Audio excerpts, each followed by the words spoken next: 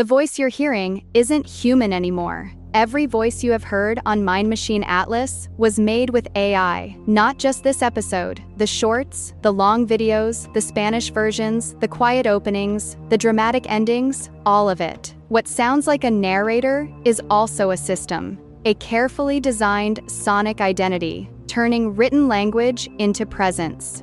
And once you see that clearly, the story becomes much larger than this channel. Because the real question is not whether AI can sound human.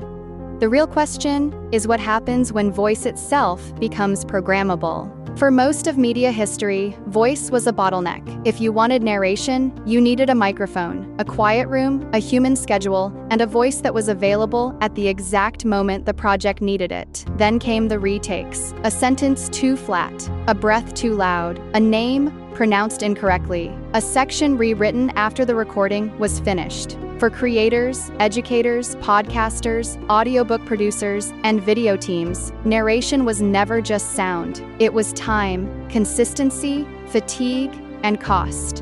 And for global publishing, the problem multiplied. One language required one performance. 10 languages required 10 performances. The human voice was powerful.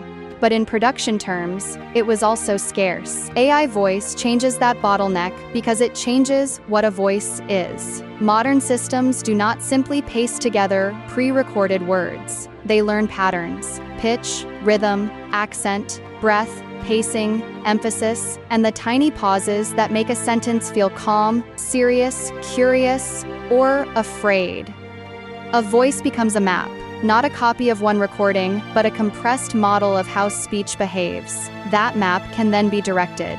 It can read a new sentence, it can shift emotion, it can move into another language, it can keep the same identity across formats. This is the deeper shift. A voice is no longer only an event that happens once in a room. It becomes a reusable layer of media infrastructure. One of the tools making this possible is ElevenLabs. For Mind Machine Atlas, the value is not just that it can generate narration. The value is that it turns voice into a controllable production layer. The workflow looks simple from the outside. A script is written. The text is shaped for pacing. The voice is generated. The audio is reviewed, edited, mixed with music, and placed beneath the visuals. But underneath that workflow is a larger architecture. ElevenLabs can generate text to speech, support voice cloning and voice design, create expressive delivery, and produce speech across languages. For this channel, the important part is consistency. The voice has to feel calm, cinematic, intelligent, and emotionally restrained.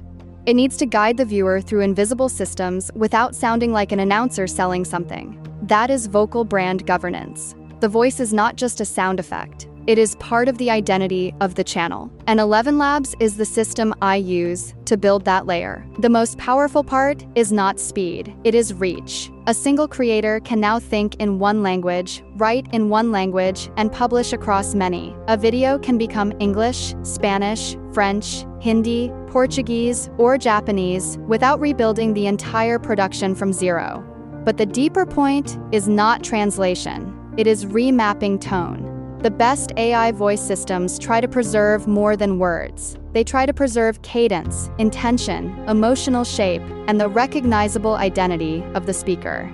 That means a creator's voice can become portable. For education, this is enormous. A lesson no longer has to stay trapped inside the language it was first recorded in. The voice becomes a bridge. But every powerful layer creates a shadow. If voices can be generated, they can also be misused. A fake emergency call, a cloned executive, a synthetic message that sounds like someone you trust, a recording that used to feel like evidence, but now requires verification. This is the deepfake problem.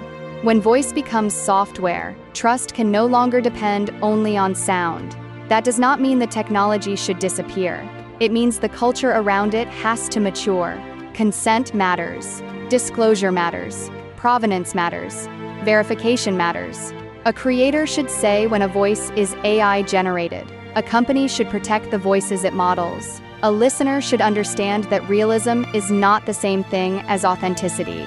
The future of voice will not be decided only by better models. It will be decided by better rules, better habits, and better transparency. The future of content creation may not be one person replacing every studio. It may be one person controlling systems that used to require a studio. A teacher becomes a multilingual broadcaster. A small channel becomes an international media lab. A writer becomes a narrator. A podcaster becomes a production company. Education, entertainment, audiobooks, podcasts, games, customer service, and digital assistants are all being pulled toward the same transformation.